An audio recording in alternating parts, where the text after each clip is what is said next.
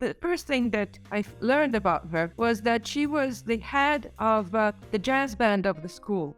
We're talking about the late 1910s. I mean, jazz was just born. I think the first major influence wasn't so much the Western education, but the fact that she came from a Sikh family. And then there is another goal. After meeting Amrit Kaur's daughter is, to fulfill her desire to know what happened to her mother. This was a different story. This was much more original. This woman was, frontline in fighting for women's rights, right to women's education, against child marriage, and against polygamy. This is a real spoiler. This was the biggest surprise. I really didn't know about that. Before we join Livia and find out what she discovered during her 12 years of research, let's start by providing a brief overview of Amrit Kaur. Amrit Kaur was born in 1904 as the fifth child and only daughter of Maharaja Jagatjit Singh and his fourth wife Rani Kanari. The Amrit Kaur in question is often mistaken for the more famous and more well-known Dame Amrit Kaur. Dame Amrit Kaur was Maharaja Jagatjit Singh's first cousin, both of their fathers, Gadak Singh and Harnam Singh, being brothers and the sons of Ranveer Singh Ahluwalia. The Dame was a key figure in India's independence movement and was the country's first female cabinet minister as the Minister of Health. The Amrit Kaur in question attended and was a member of a jazz band at Clovelly Capelston boarding school for girls in Sussex. She then continued her studies in Jersey before completing them in Paris. On February the 5th, 1923, she married the Raja of Mandi, with whom she had one son and two daughters. In the following year, she visited London, and on the 26th of June, she had her photos taken at the Lafayette studio located at 179 New Bond Street. It's somewhat unclear what happened to her after this point up until her death sometime in the 1940s. Authors such as Eliza D. Gay claim that the Rani perished in a concentration camp during World War II. This was after being caught by the Gestapo for attempting to rescue a number of French Jewish intellectuals. Others state she was captured by French collaborators with the Nazi regime, transported to an internment camp, and used the sale of her jewels to release not just her own freedom, but that of some of her other detainees. To help sift through fiction and pin down fact, I invited Livia Manera Sambuy, the author of In Search of Amrit Kaur, an Indian princess in wartime Paris, to learn more about this amazing woman and her fascinating story, which includes Kapurthala or Kapurthala, a princely state of Punjab descended from Jassa Singh Ahluwalia, Francophile royalty, London, Paris, New York, Bombay, Brussels, Bern, the Second World War, Winston Churchill, Cartier, espionage, worldwide travels, forbidden relationships, world-renowned photographers, a daughter who never knew what happened to her mother, a suitcase appearing in America, an Antarctic explorer, Nazi internment camps, the British Library, and a tale that is never quite as simple as you assume. Now, before we begin, I have to obviously say a massive thank you, and secondly, welcome to the podcast. Thank you to you, Amar, for the attention. I'm very pleased you liked the book, read it and liked it. I'm not saying this just because you're on the podcast, but honestly, it's one of the very few books that I've had a hard time putting down. And I think that's simply because of the way it was written. It was absolutely fascinating, but also very gripping, the way that you blended in your own kind of personal story with all of the stories of the people that you had researched and met, and then also how that all kind of connected to create this beautiful tapestry of Amrit Kaur's life. However, before we get started, I would love to just get a brief introduction as to who you are. So I've had a very long career as cultural journalist. I write for the leading Italian newspaper, daily newspaper, Corriere della Sera, and I've been writing about books and writers, mostly profiles of books written of writers who write in the English language, so American, UK, Indian, Nigerian, etc. For many, many, many years, and then I started writing books myself. This is my second one. The first one was also a very personal collection of profiles of North American writers, among which there was Philip Roth. And I did 2 documentary films with Philip Roth right after. So from the moment I start the research for the book about Amrit Kaur to the moment when the book comes out, I've written another book and done these 2 films and worked with the newspaper. The arc is quite large. It's 12 years since, the beginning up to now. Anyway, this is who I am professionally. That is amazing. 12 years. Now, what inspired you then to write the book? Obviously, I've read the book, and so I kind of have a rough understanding, but what made you think, hold on, let me spend 12 years and kind of going from research to book? Well, maybe one of the things I was thinking about it, 5 minutes ago before you called, is, there's nothing like encountering difficulties, obstacles, to push you to try and solve the mystery. But the truth is, at the very beginning, it was this amazing picture, this wonderful portrait dated 1924 of Amrit Kaur of Mandi, as she was called then. She was born in Kapurthala, who was 20 at the time the portrait was taken. This photograph wasn't known because it was found not long before among all the other photographs of the archive of a certain photographer who was very popular. Popular among aristocracy in the 1920s and 30s in London. It was found in the attic, abandoned, of a house that was going to be renovated. And so the collection ended up divided between the V&A and the National Portrait Gallery in London. So no one knew really these pictures. And I was really struck by the label that accompanied the picture and the portrait of this beautiful, beautiful woman who was so elegant, so graceful, and with an air of melancholy about her that really set her apart, because all the others were, male Maharajas covered in jewelry, completely different. She was much more elegant and much more beautiful.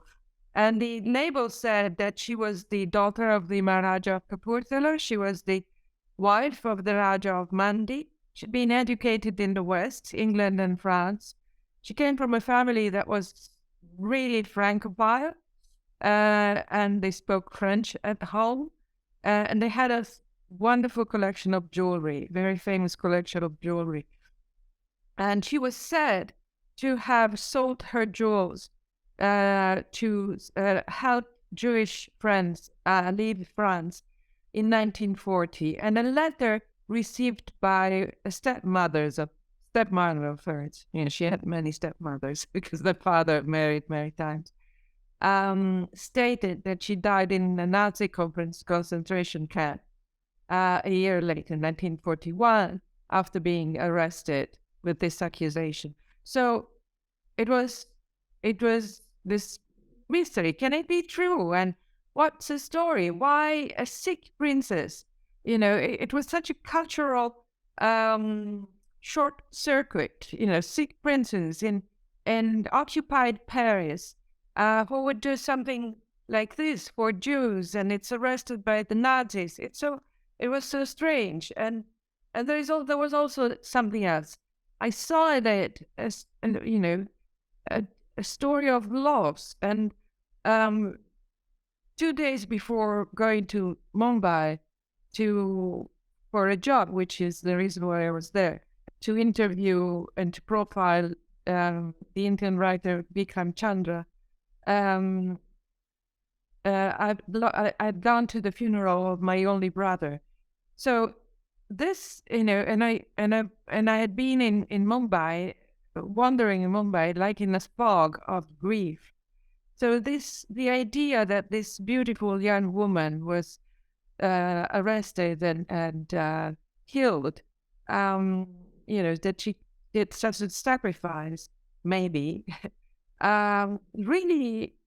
really touched me in a way that was very special. So once you had been kind of inspired or first learned of Amrit Kaur's story, then how did you go about kind of researching the story and trying to actually kind of get down to the facts of the case? Because I can imagine, and especially reading through the book, there's a lot of hearsay and there's a lot of kind of gossip and there's a lot of statements that are made without much kind of clarification. So obviously the center of the story being that she was arrested in Nazi-occupied Paris and then used her jewelry to save other people. But how did you go about ascertaining what was true and what was kind of fiction? Well, the first thing I did, I asked an Indian independent filmmaker, Tanuja Chandra, who's the sister of the writer Bikram Chandra, that I befriended in Mumbai. I said, can you help me? I'd like to know whether the story is true. Can you help me find someone in India who can do this research for me? And this was very quickly done because I immediately, very shortly after, I received an email from this researcher that she had found who said, I'm sorry, the story is not true. I spoke with the daughter of the Rani of Mandi, of Amrit Kaur, and she said that the story is not true. This is her name. She is Nirvana Devi of Bilka. This is her cell phone number, and this is her address in Pune. And so I thought, well, too bad. It's not true. And I put it away. It was also, a year and a half later, I myself moved to Paris from Italy, from Milan. And by opening the carton boxes that I brought with me, this sheet of paper came out, and I thought, oh, I forgot about this, and I'm really a bad journalist because I didn't check. I don't even know who this researcher is. Here, I should have called this lady and asked her about her mother, but it was a very difficult phone call to make because how do you call an elderly lady on her cell phone and ask, is it true your mother died in a Nazi camp? Took me a while to find the courage to do that. But when I did, I found I thought she's going to hang up on me, and she's right, so unpolite to pose such a question. But instead, I found a very welcoming voice on the other side and of the line, and she said, well, it's not true that it's not true. It's a bit different. My mother was arrested in 1940, and she was sent in a Nazi camp, but it wasn't a concentration camp. It was an internment camp in France, run by the Germans. And she did die in 1941. She died in 1948 in London. And I think there was an exchange of prisoners, so she was liberated after 6 months in the camp. So, but why don't you come and see me? And I thought, oh my God, I just moved to Paris. I can't just leave like this. And I thought it was just polite. But then I understood that it wasn't just politeness. She was, there was something inviting in her voice, kind of longing. And so a year and a half after I did, and the first of the big obstacles, came out. I sat in front of her, turned on the tape recorder. I said, well, can you tell me about your mother? And she said, nothing. I said, come on, nothing. I came all this way. And she said, no, nothing. She left us in 1933 when I was 4 years old. She never came back to India, and she was never spoken about in the family again. So what can you tell me about my mother? And I was stunned, But at that point, I had done some research. So I had things that I knew that she didn't know, her own daughter didn't know. So I started telling her. It's fascinating when you're reading the book, the instances that you recount of meeting Amrit Kaur's mother and the exchanges that take place. And I think what I found most kind of gripping was just the way that you're able to convey emotion quite clearly through words, because it was almost like, as you're reading through it, you're almost picturing it in your head, like you sat opposite this lady and discussing the history of her mother. Just then focusing slightly on Amrit Kaur and her childhood, her education, kind of everything before she ends up in Paris and gets sent to this internment camp. What could you tell us about that? Well, the very first thing that I found out through, Wikipedia was that she was sent to study. She got a European education, and she studied first at boarding school for girls, of course, in Sussex, called Clovelly Cloughlin. It was called. But this was they shorted. I have to look at the name again. And this was a very special school because it was very open-minded. It was, incredibly diverse. 30% of the girls were Jewish, which accounted for maybe Amrit Kaur having made good friends with Jewish girls. And they were girls from all over the world and all sort of religions. And it was very advanced. And the first thing that I learned about her was that she was the head of the band, the jazz band of the school.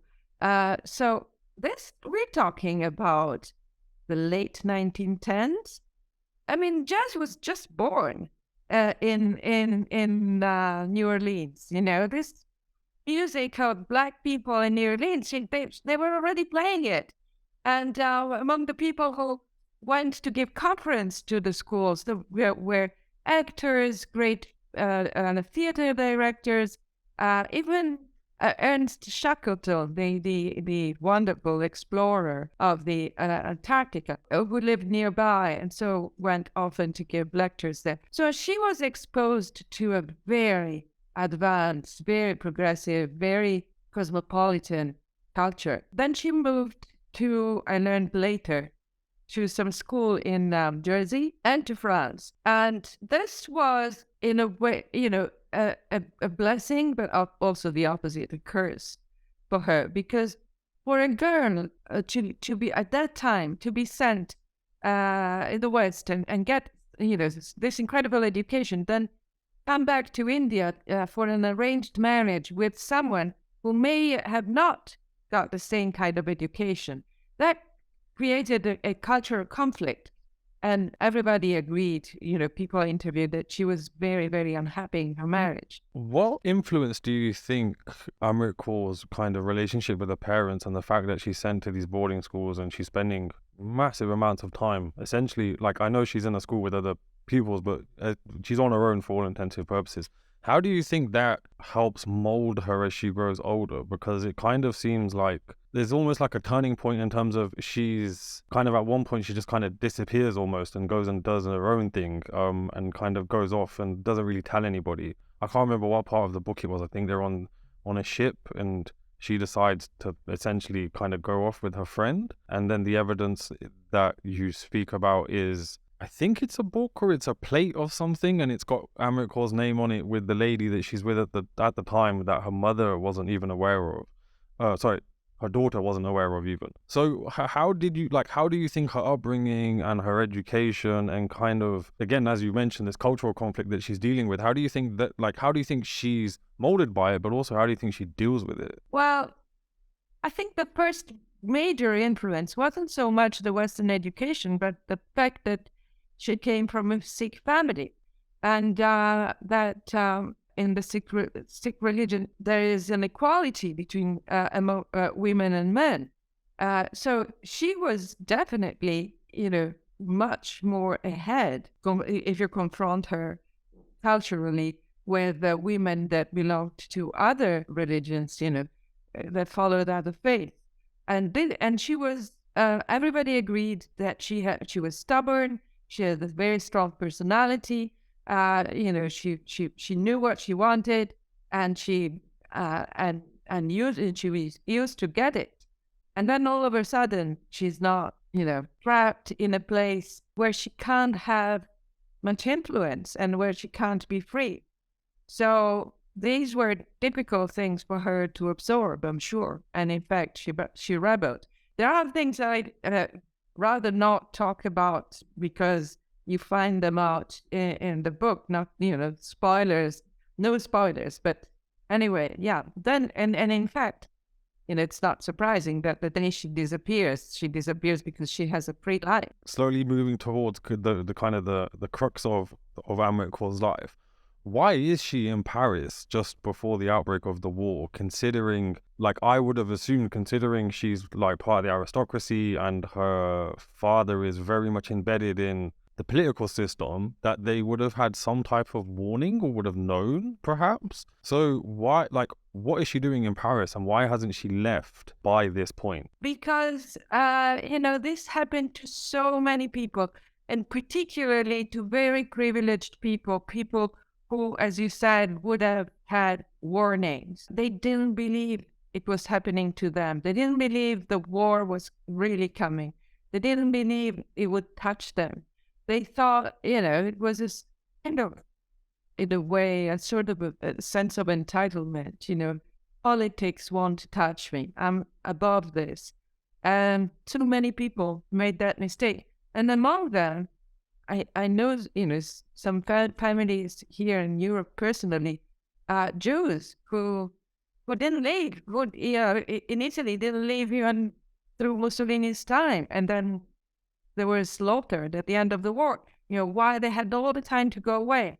So yeah, I think that is the answer. How is she caught in Paris? Like, is she trying to leave and then that's kind of like they see her paperwork and they don't let her out? Or what happens? She tries to leave. It desperately tries to leave, but there is no way you can, the Germans, they arrived very swiftly. They conquer the north of France, in very few weeks.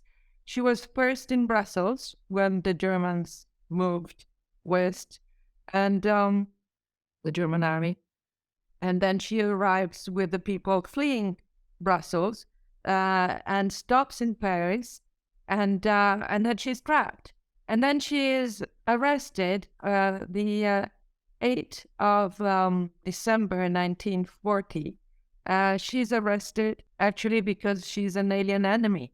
Because one of the things I found out is that week of December 1940, 3,600 women and children with British passports, many of them Indian, who were living in France, are arrested by the French police as a favor to the Nazis. So they're acting for the Nazis. They give them all to the Nazis, and they're taken by train in an abominable trip that lasts 3 days instead of 3 hours. The distance would have been 3 hours.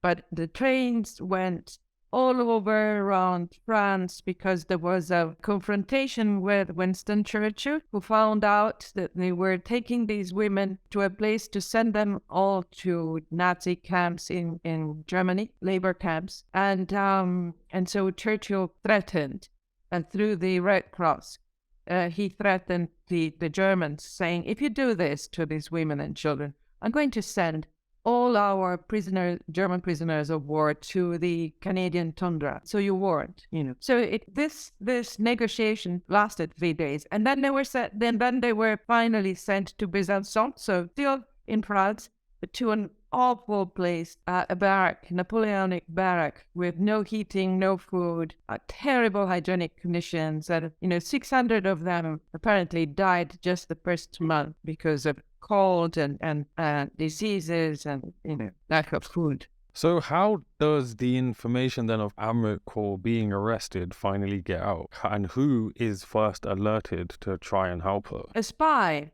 actually. It was really telling and interesting to me. I'd never done a research like that before. If you look for evidence in France about the effects regarding World War II, you'll often find a wall of silence. Documents that are being, burned, made disappear, like this.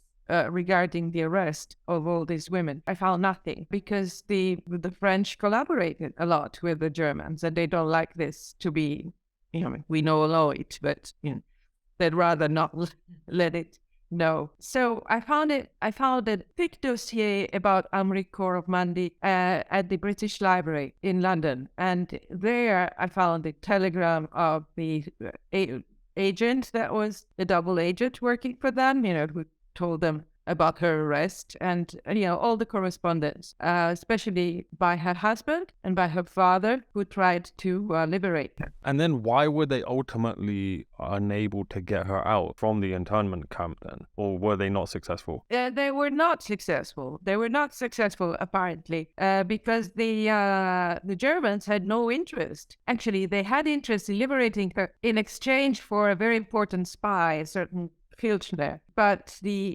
British said, she's not important enough. We're not releasing Filchner, who is in the camp, prisoners of war camp in India. We're not releasing him for her. She's not worth it. So some other way must have been found. And I think a friend helped her. But this is a spoiler, so we shouldn't say who. Yeah. Yes, definitely.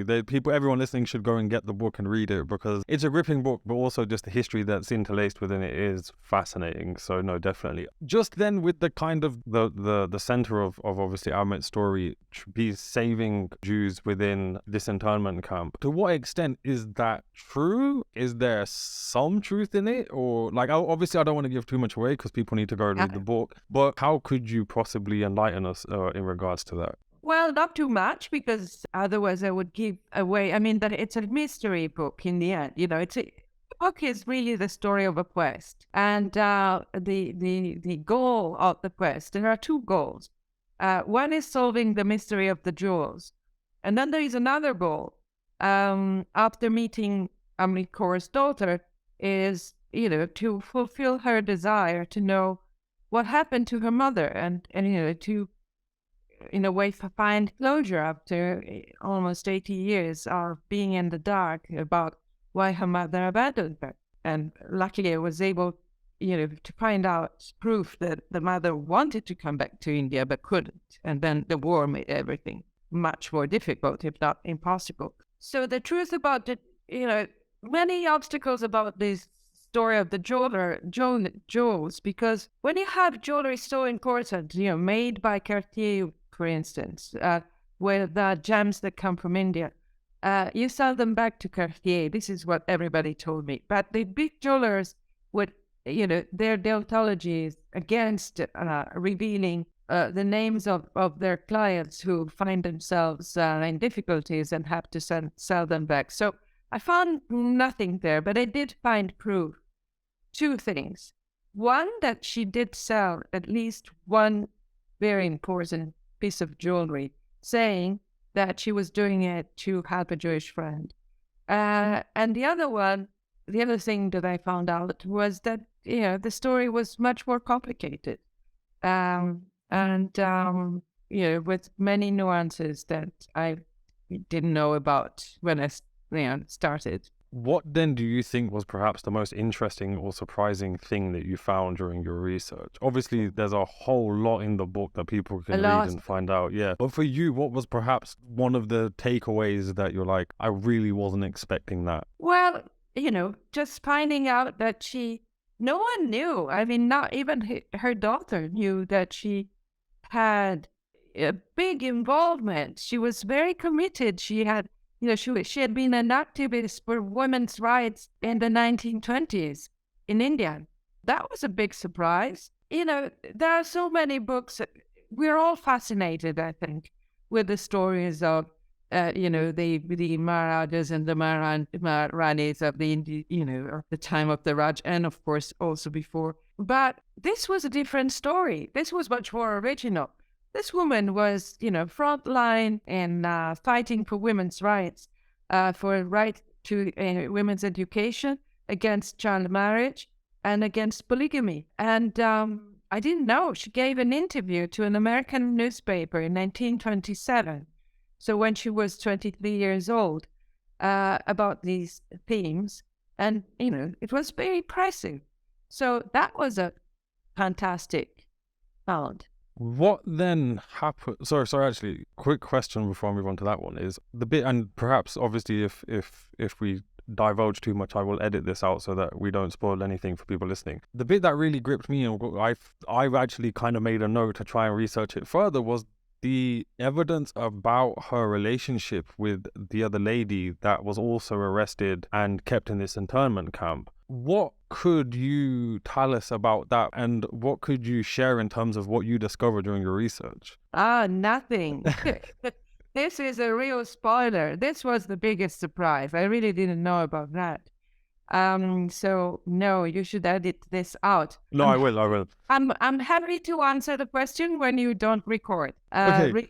Hold on, let me pause. A few moments later. Okay, so then what ultimately happens with kind of Amrit Kaur? So eventually she does get out of the internment camp. Yes. And then what does she do post that period? Like, what happens to her kind of further on down the line?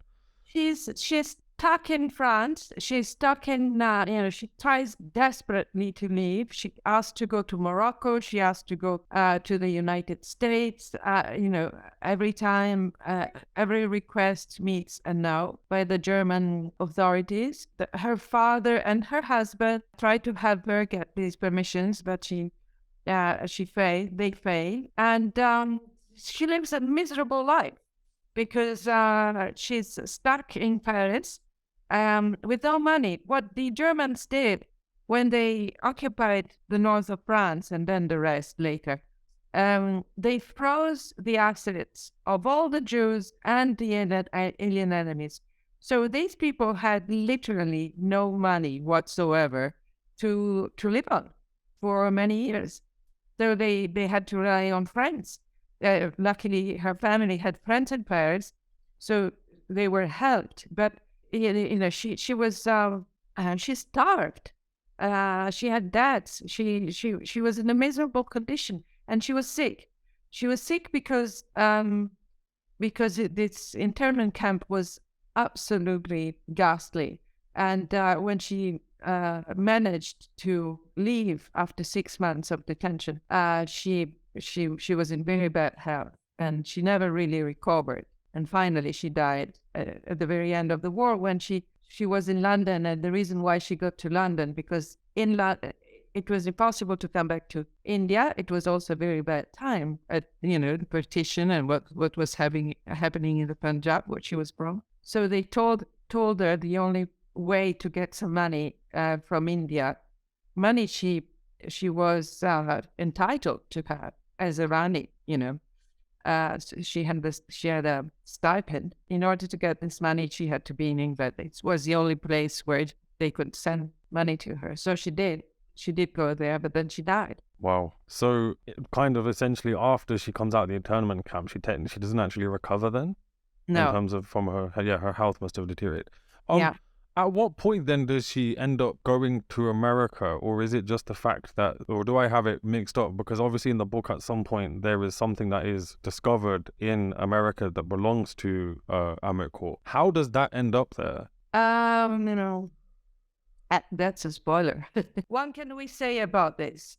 Well, doing an historical research, for me at least, it was a wonderful experience. And, it's a mixture of great satisfaction when you find something, even tiny things, and great frustrations too when you find, a lot of closed doors. But, there was at a certain point an amazing surprise. And this amazing surprise was a briefcase found by someone who had nothing to do with her. Many, many, many years later, in a garage, at the time of, when someone was selling this garage and they had to move out clear all the stuff. And while clearing the garage, they found this briefcase. And in the briefcase, there was the story I was looking for. There were letters and photographs and telegrams and, so many personal documents of Amrit Kaur. How this briefcase ended up in California, I won't say, but yeah, that was a magic moment. And also, I'll always be grateful to this woman who very generously shared the stuff with me. Yes, no, definitely. I remember reading that bit in the plane and I reread it about 4 times because I was like, huh? Because obviously a lot of that period of history, especially with the Ranis and Maharajas from India, has a lot to do with Europe and England. And very rarely do you hear of kind of stories of them in America. Obviously, a lot of them travel and there are kind of diaries and newspapers that record these visits. But yeah, that was definitely one of the very key and gripping parts of the book. So everyone listening, definitely go and read it and find out. There were 2 questions that for kind of listeners of the podcast sent in, and I don't know whether that's because they've mixed up this Amrit Kaur of Kapurthala with another one, because obviously she passes away kind of soon after the end of the Second World War, and their questions were kind of related to obviously post the Second World War. How does her experience influence her political activism? And then on top of that, another question was kind of her role in India's independence movement. But considering her kind of deteriorated health and the fact she died soon after. I wasn't too sure whether it No, was. you are right. You are absolutely right. It's easy to confuse her with a cousin of hers, not a close cousin, but a cousin who was actually much more important historically, Rajkumari Amrit Kaur of Kapurthala.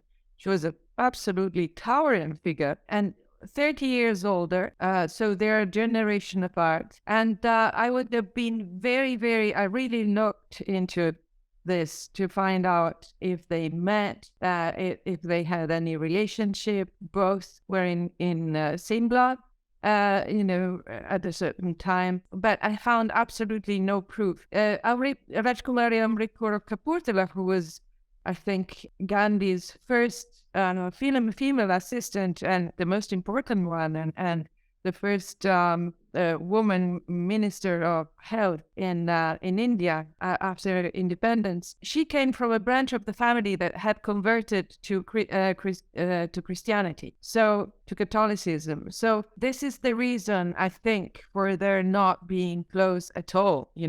There was a great divide there. There had been also a dispute about the throne. So the two branches of the family were not close. So yes, the two questions you were asking really are regard the other. The other, yeah. Yeah, no, I did think so, because I was like, well, if she's passed away soon after and the Second World War ends in kind of 45, then like there's not much time for her to be doing anything really. But no, I just wanted to obviously verify with someone who knows the women a lot better than I do. So thank you for that. How did you then kind of balance the personal and political aspects of Amrit Kaur's story, considering the narrative could very well be written in a number of ways, but how did you manage to kind of balance those things so finely? Well, first of all, I had a very good editor, a couple of them at least. But the thing is, the book tells the story exactly how it happened. It's not like I had great difficulties with the structure. There is a personal element to the way I tell the story that happens at the beginning. What was happening in my life at the time when I saw this picture and I started doing my research. And this is the first two chapters, and that there is a last chapter that is also very personal. But everything in between really happened the way I told the story. And finding out, so it wasn't difficult for me. That was it was not an issue. Not everybody agrees that that was the only way to tell the story. There might have been others, but for me, this is what I lived through.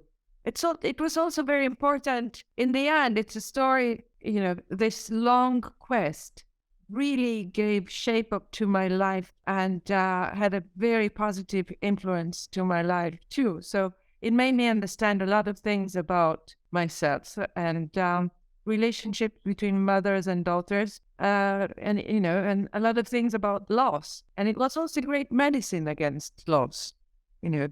Finally grasping what happened to this woman and why she was it intentional or just it happened that she was deleted from history. To give her back to readers and to her own family was extremely important for me.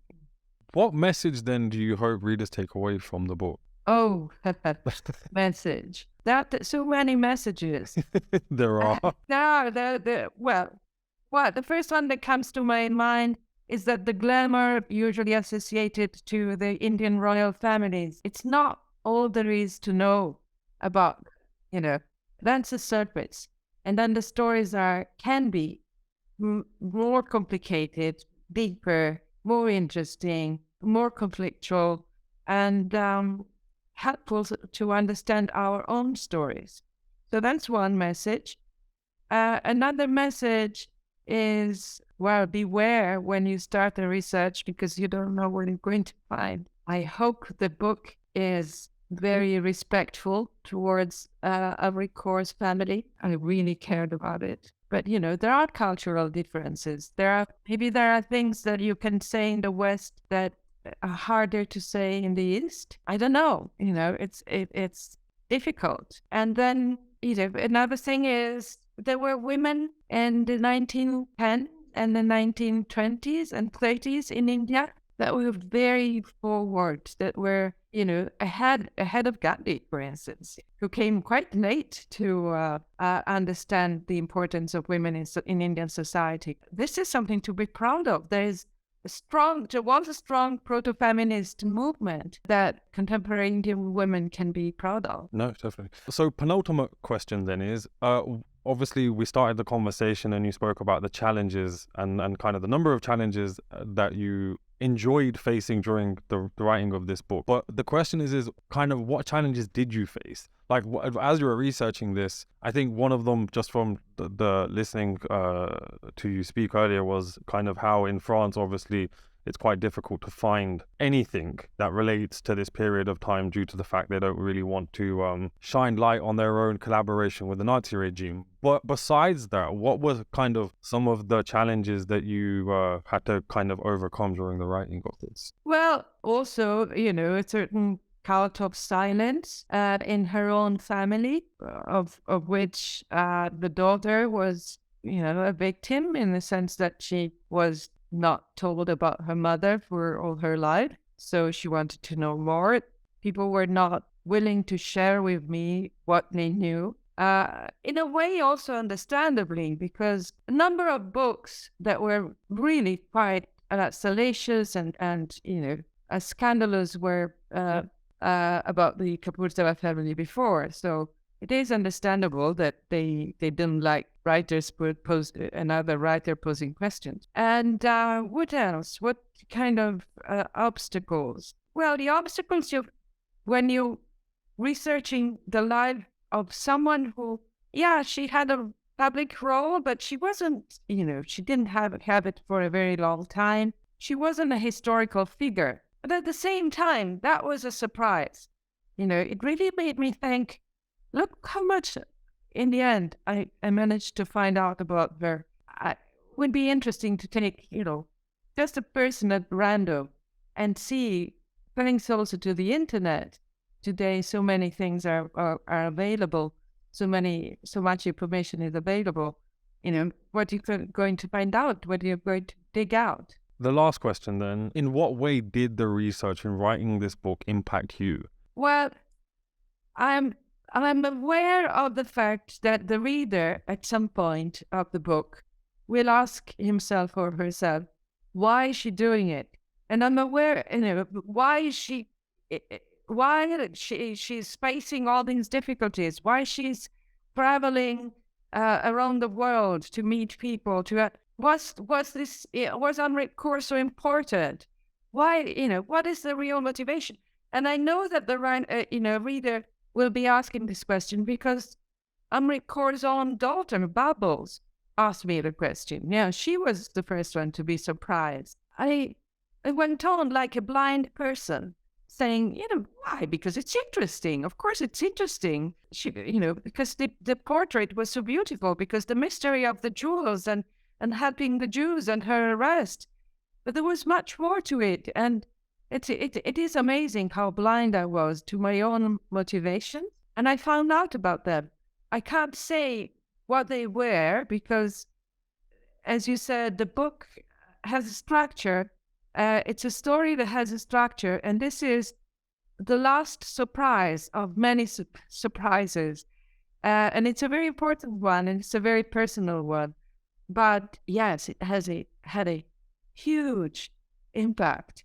And all I can say, it was a wonderfully positive impact. It's something that literally changed my life. Well, I'm obviously personally glad that you wrote it because it was absolutely fascinating. And equally, people listening to this hopefully will go and now buy the book because it's definitely worth it. I think we've been very careful not to share too many spoilers or any spoilers, hopefully. So I just wanted to obviously say thank you and just double check. I've got to the end of all the questions I wanted to ask. Is there anything in particular you wanted to perhaps mention or include? No, thank you. I think you did a wonderful job. I'm thanking you. You're a very good reader. and a very good interviewer. So I've been on I've done your job many times, and I recognize someone who does it really well, who's also passionate about books and meeting the writers. So it's been really my pleasure. Oh no, thank you so much. It means a lot for coming from someone who genuinely, I read the book and I was like, wow, if I could write like this, I would be very happy. So I definitely take that compliment and I will store that for a long time. So thank you. I will leave you to the rest of your day and hopefully talk soon. Okay. Take care. Bye bye. If you managed to make it all the way to the end of another podcast episode, this would be a great time to ask you to like, comment and subscribe. It means a whole lot more than you can imagine. Also, a quick shout out to all of our YouTube members who are supporting the work that I do, including Jas S, N Singh, Gavin Shergo, Prab Amrit, RB, Gary Parwar, GS, Gurpreet Danjal, Anadaji Kaur. And also a shout out to our Patreon members Neil B, Hernan Pezzano, Jaz Dylan, Gurpreet Singh, Gurdi Bath, Himmat Singh Khalsa, Anish Mar, Ramneet Kaur, Mani Singh, Rav Singh, Ramneet Kaur, Amardeep Basi, Yasmin Jaswal, Gagan Singh and Kajinder Singh. If you want to support that work that I'm doing, you can do so via two methods, either become a patron or join and become a paying member of my YouTube channel. So if you are interested, check out the links in the description below. Otherwise than that, hopefully see you in the next video.